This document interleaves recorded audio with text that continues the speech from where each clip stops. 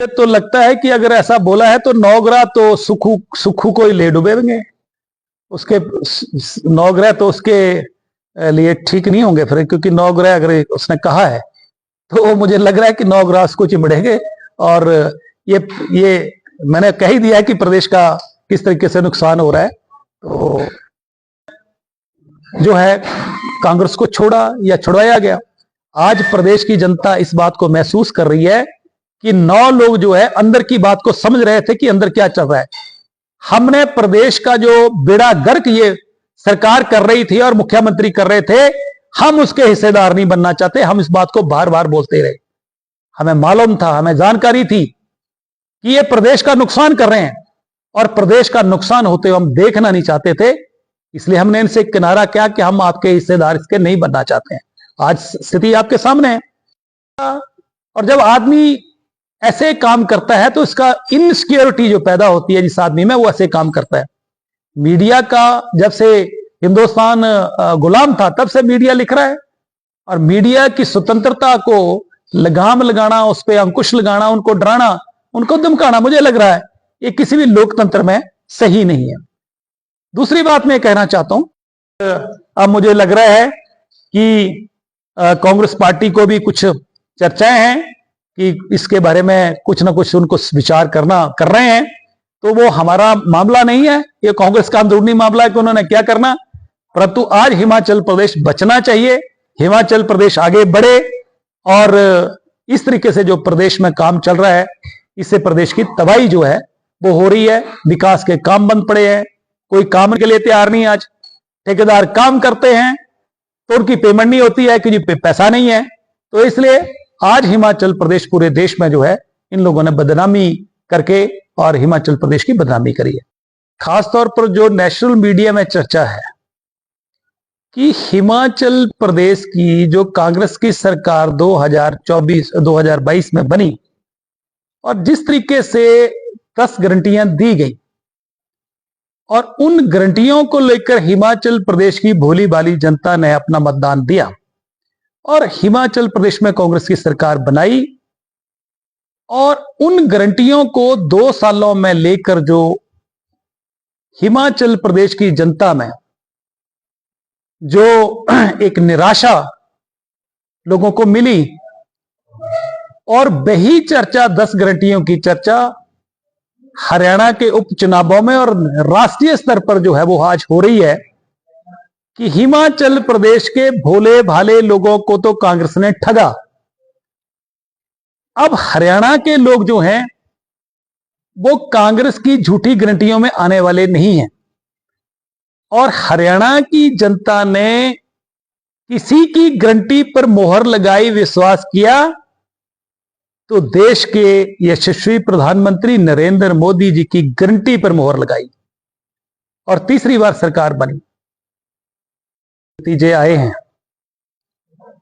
दोनों राज्यों के नतीजों को देखकर तीसरी बार हरियाणा में भारतीय जनता पार्टी की सरकार बनी है, जहां उसके लिए हम राष्ट्रीय नेतृत्व, यशस्वी प्रधानमंत्री आदरणीय श्री नरेंद्र मोदी जी, राष्ट्रीय अध्यक्ष श्री जेपी नड्डा जी, श्री अमित शाह जी और पार्टी के सभी वरिष्ठ नेताओं को बधाई है। वहीं देश के और खासतौर पर हरियाणा के सभी कार्यकर्ताओं को जिन्होंने रात दिन काम किया और तीसरी बार भारतीय जनता पार्टी की सरकार बनाई, उसके लिए वो बधाई के पात्र हैं। और वहीं पर हरियाणा के मतदाताओं का भी हम सब लोग धन्यवाद करते हैं कि उन्होंने अपना आशीर्वाद भारतीय जनता पार्टी को दिया दी। आज पूरे देश में इस बात की चर्चा है कि हिमाचल प्रदेश का उदाहरण दिया जा रहा है कि हिमाचल प्रदेश में लोगों को ठगा गया और अब कोई कांग्रेस के ऊपर विश्वास करने वाला नहीं है। और दूसरा, इस सरकार को तबाह करने के पीछे मुख्यमंत्री की मिसमैनेजमेंट, फाइनेंशियली मिसमैनेजमेंट सबसे प्रमुख कारण है, एरोगेंसी सबसे मुख्य कारण है, तानाशाही सबसे मुख्य कारण है। अरे लोकतंत्र में कोई व्यक्ति चुना जाता है तो लोग उसको चुनते हैं, वो लोगों का व्यक्ति है, लोगों को मिलना नहीं, हफ्ते में एक दिन फिक्स कर देना, उस दिन भी मिलना नहीं। और दूसरी बात, कि सबसे बड़ी तबाही का कारण जो है कि प्रदेश के कांग्रेस के कार्यकर्ताओं का इन्होंने कोई पूछ नहीं करी। आज हर कार्यकर्ता परेशान है, जनता परेशान है, हर तबका परेशान है और खुश हैं तो एक सेक्शन खुश है और वो चंद जो है 25-30 मित्र जो हैं, ये मित्रों की सरकार जो है बनके रह गई है। मित्रों को जो है वो कैबिनेट रैंक जो है वो खुल के बांटे गए और यही कारण है कि आज हिमाचल प्रदेश जो है बर्बादी के कगार पर लाकर खड़ा कर दिया है। कि किस तरीके से हिमाचल प्रदेश की महिलाओं को 1500 रुपए के नाम पर ठगा गया। 2022 में तो ठगा ही गया, परंतु अब जो उपचुनाव हुए और जिस तरीके से इन्होंने फिर से फार्म भरवाए, नई शर्तों के साथ भराए और वो लगभग लाखों की तादाद में जो फार्म भरे गए वे कौन सी नदी में प्रवाह किए, कौन सी नदी में पानी में प्रवाह कर दिए, इसकी कोई जानकारी नहीं है। शरेआम महिलाओं के साथ धोखा हुआ। दूसरा सबसे बड़ा धोखा प्रदेश के जो नौजवान तबका है जिसने हिमाचल प्रदेश में कांग्रेस की सरकार बनाई। 1 लाख हर वर्ष नौकरियां देने की गारंटी कांग्रेस पार्टी ने दी। प्रियंका गांधी ने सोलन में जाके इसकी अनाउंसमेंट करी और गारंटी तो दूर की बात, 1 लाख नौकरियां तो दूर की बात, जिन नौजवानों ने इम्तिहान दे रखे थे, पेपर दे रखे थे, उनके पेपरों के रिजल्ट भी इन्होंने नहीं निकाले। आज हिमाचल प्रदेश का नौजवान निराशा के दौर से गुजर रहा है और नौजवानों में जो इस वक्त जो है निराशा है वो सबसे बड़ी निराशा है। तीसरी बात कि आम जनमानस को 300 यूनिट बिजली फ्री देने का जो इन्होंने धोखा दिया, वायदा किया, वो भी धोखा निकला। 125 यूनिट मिलते थे वो भी इन्होंने बंद कर दिए।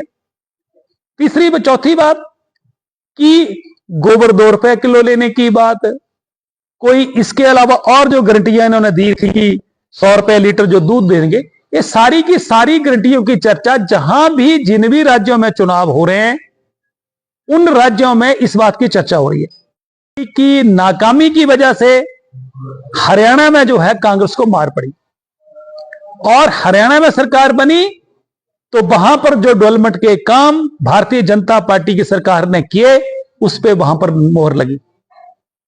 दूसरा मैं कहना चाहता हूं कि एक स्टेटमेंट मुख्यमंत्री की आती है कि हिमाचल प्रदेश में आर्थिक स्थिति ठीक नहीं है और वो दिख भी रही है कि हिंदुस्तान के इतिहास में और हिमाचल प्रदेश के इतिहास में कर्मचारियों को, सरकारी कर्मचारियों को पहली तारीख को जो है सैलरी मिलती थी।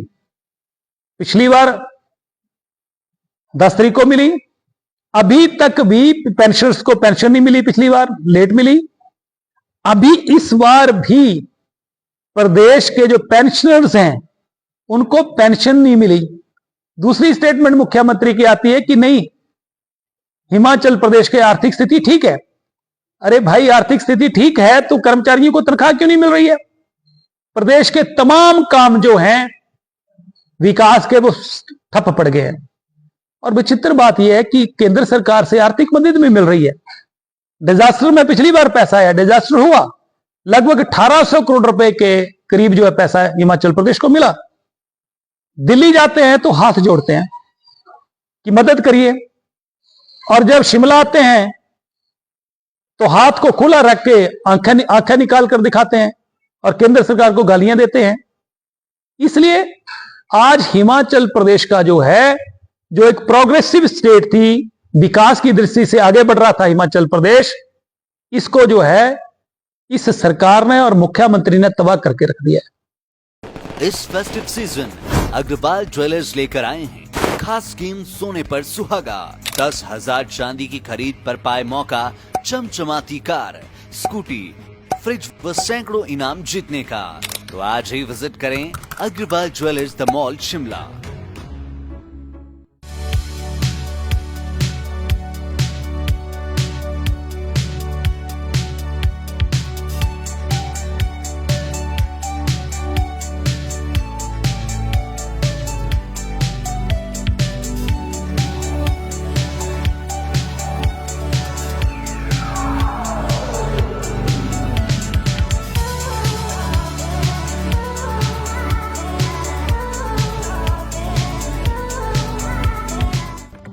त्योहारी सीजन में मात्र 1 रुपए में घर ले जाए अपनी पसंदीदा सुजुकी कार। इतना ही नहीं, गोयल मोटर्स में इन शानदार कारों पर पाए 60,000 तक का महा डिस्काउंट। तो देर किस बात की, आज ही विजिट करें अपने नजदीकी गोयल मोटर्स शोरूम को और पाए अपनी पसंदीदा कार पर ऐसा दाम जो पहले कभी न था।